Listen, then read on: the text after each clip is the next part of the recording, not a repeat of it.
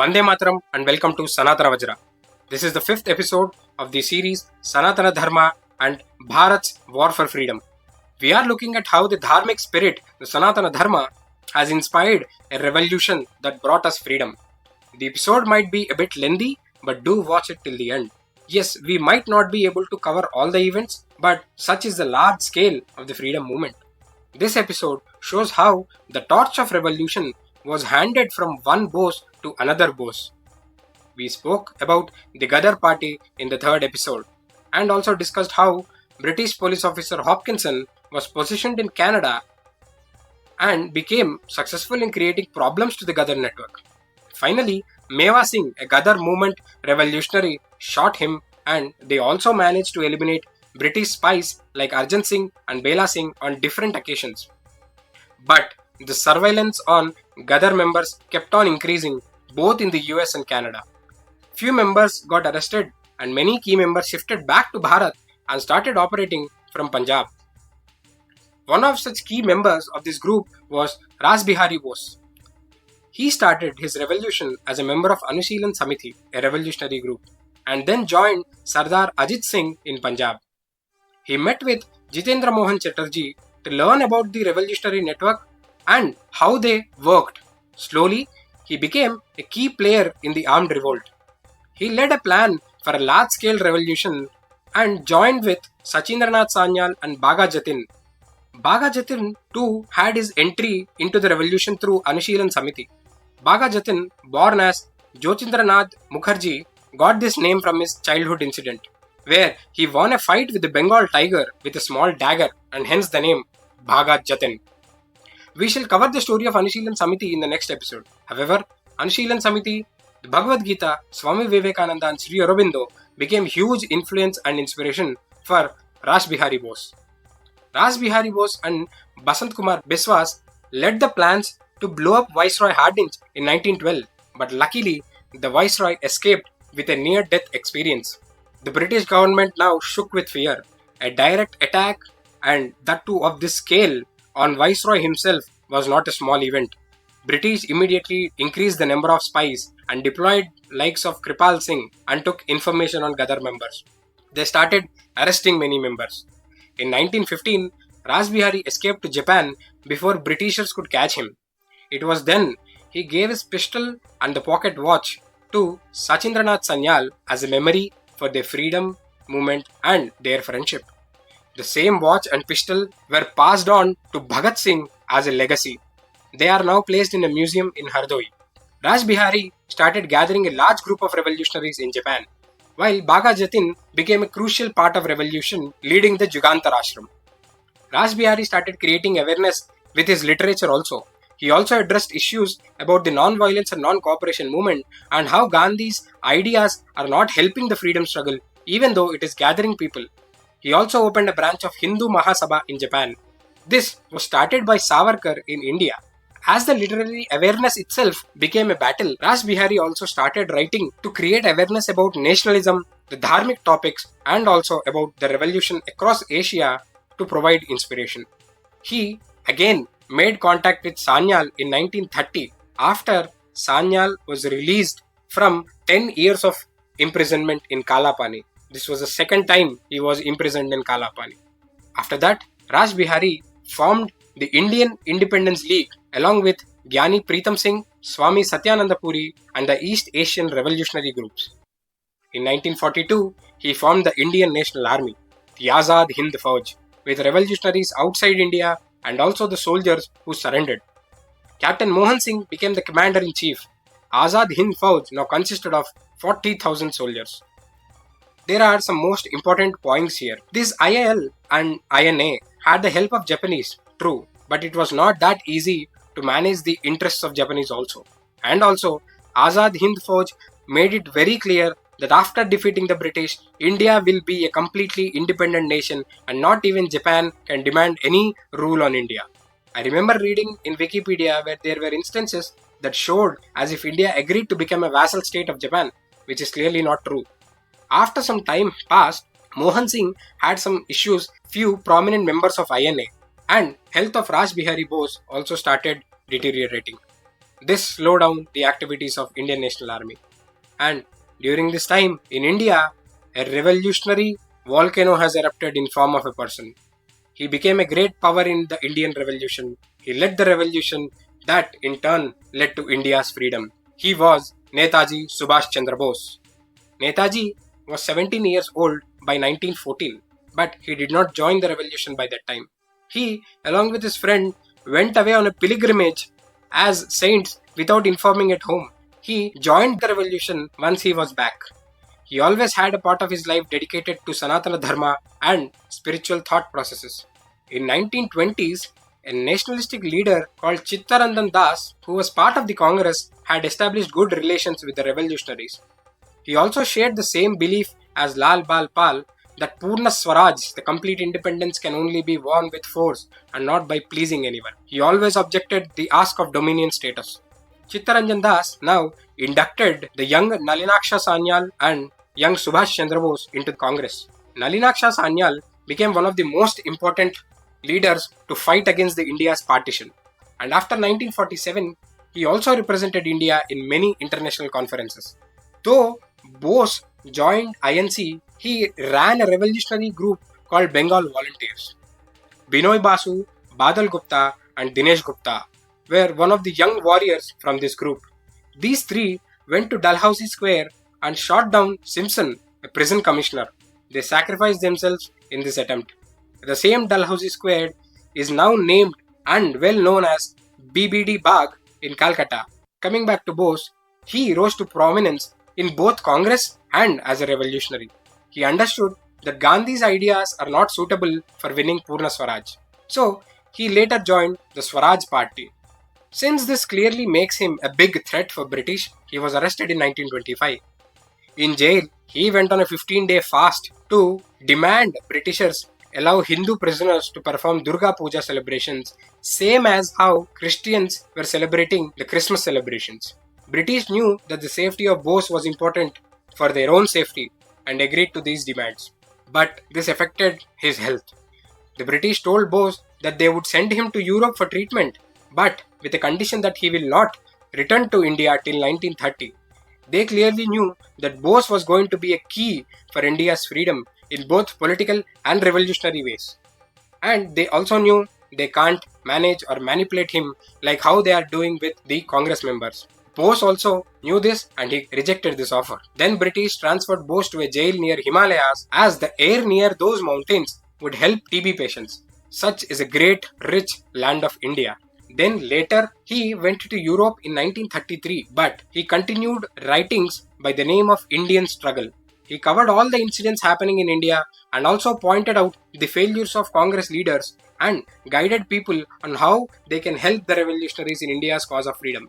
After his return to Bharat and after years of house arrest, he then became the president of Congress. But in the second term, Gandhi and other members of the Narandal made sure that Bose doesn't become the president, and they tried to make Pattabi Sitaramaiah as the president of Indian National Congress. He continued to face a lot of such cheap politics that we actually saw even after independence. Bose now shifted his focus from politics to full-fledged revolution. He did not turn a revolutionary after the issues in politics, as some people try to paint. He was always a revolutionary at heart. Bose met with a renewed revolutionary network with Sachindranath Sanyal and Bhaga Jatin. He then formed a great connection with Rasbihari Bose. Once Sanyal and Jatin came back into the forefront, many revolutionaries turned their ideologies towards nationalism from Marxist ideas. Keshav Hegdewar, the founder of RSS, offered the help of 44,000 RSS Sainiks to Subhash Chandra Bose. Keshav Hegdewar, who was part of Anushilan Samiti, later also joined Congress with the inspiration from Tilak. But due to the cheap politics, he came out of the party and started the RSS in 1925. While Bose was planning for a big country-wide revolt with such groups, few Congress leaders during World War II suggested that if Indians helped British in the war, they would be pleased and grant the dominion or whatever freedom that they thought they were begging for. But Bose was of the idea that Indians should not spill blood for the European cause, and he believed it would be smart to defeat the British once they were weakened after the war. In a similar note, Savarkar wanted Indians to join the army but not to please them, but to make sure more and more number of Indians learn using weapons and get trained in the army, as he believed it would be easy to throw out the British from the country then. He also observed that there is a large percentage of Muslims in the British army, and he also observed where their loyalties led with the Khilafat movement. Even this fact was manipulated by shameless, half-brained politicians who called him Mafiveer. His idea was not as spineless as Congress' idea to please British by helping them. Then the British started receiving reports that there will be an India-wide revolutionary network. Immediately, Sanyal was arrested. He was wantedly kept in a same cell with a TB patient. Even then, Sanyal helped the TB patient and he himself was infected. Sachindranath Sanyal, a great revolutionary with a great revolutionary vision who inspired generations of revolutionaries, passed away in 1942 and even then helping a fellow Indian.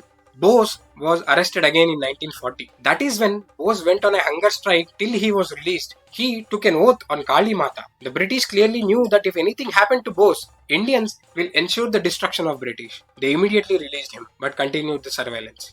Bose knew this and he smartly escaped to Germany in 1941. He started the Free India Radio in Germany. In 1942, a rumor about Bose's death started spreading. It is then when he spoke to Indians through the Azad Hind Radio, and this is the famous speech he gave we must have heard. This is Subhash Chandra Bose who is still alive. This message gave life back to the soul of revolution.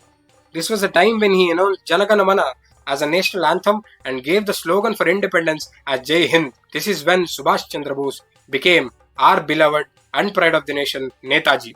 Raj Bihari Bose declared Subhash Chandra Bose as the leader of Indian Independence League. Bose now led the combined force of Indian Independence League and the Azad Hind Fauj. The crucial and near final steps of Indian independence have started from now. Netaji influenced a nationwide huge force. He started an all-women soldier regiment called Jhansi Regiment. Meera Arya and Saraswati Rajamani became the first female spies of India.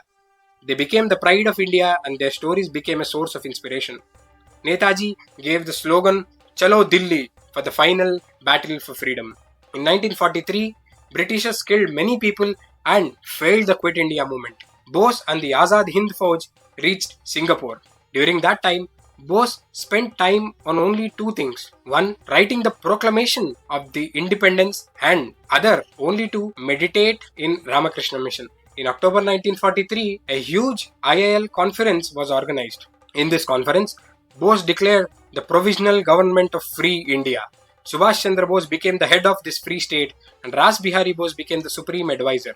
This is one of the most important movements in the history of freedom movement. Japan, Germany, Italy, Croatia, Thailand, Burma, Philippines, Mexico and Irish Free State all acknowledged the Free India. Japan immediately surrendered Andaman to the Free Indian government. Bose then visited the Kalapani jail and offered his respects to the Kranti Veers. In 1944, the Azad Hind Fauj reached Burma. The battles and managing the Japanese commanders was not at all easy. The Japanese did support, but they still had their own political issues. Managing all this, 1 lakh INA soldiers fought with 150,000 British soldiers. The Azad Hind Fauj captured Manipur. The same Manipur that offered the final resistance to British now became the first free Indian land. Later, events like few soldiers betraying INA and sharing information about their locations, Japanese suffering with the effects of nuclear attack, passing away of Raj Bihari Bose, stoppage of food supply by the British, all combinedly slowed down the progress of Indian National Congress. But the most significant setback was the news of Bose's flight crash in 1945. The flight crash still remains a mystery. Journalists like Anuj Dhar made efforts to uncover the secrets behind this and provided the possibilities of Bose being alive even after the independence, and that the Indian National Congress was also aware of this. Interested people can go through his work. It is also sad and shameless. The INC leaders agreed with British in declaring Azad Hind Fauj as a traitor organization and agreed to hand over the soldiers of Azad Hind Fauj to British even after independence. These are also considered as one of the reasons for Bose not returning to India, according to Anuj Dhar. By 1945, Azad Hind Fauj made a significant impact on British rule, but due to the above reasons, British had an advantage and captured many INA soldiers. But in 1946, the Navy revolted. This revolt laid the final nails in the coffin of the colonial rule. Sadly, no Congress leader supported this revolt. And in turn, Gandhi condemned this revolt. Even though British managed to control this, the damage was more than they could handle. with such non-stop back-to-back attacks by the revolutionaries, the British became weak and finally had to surrender and declare freedom.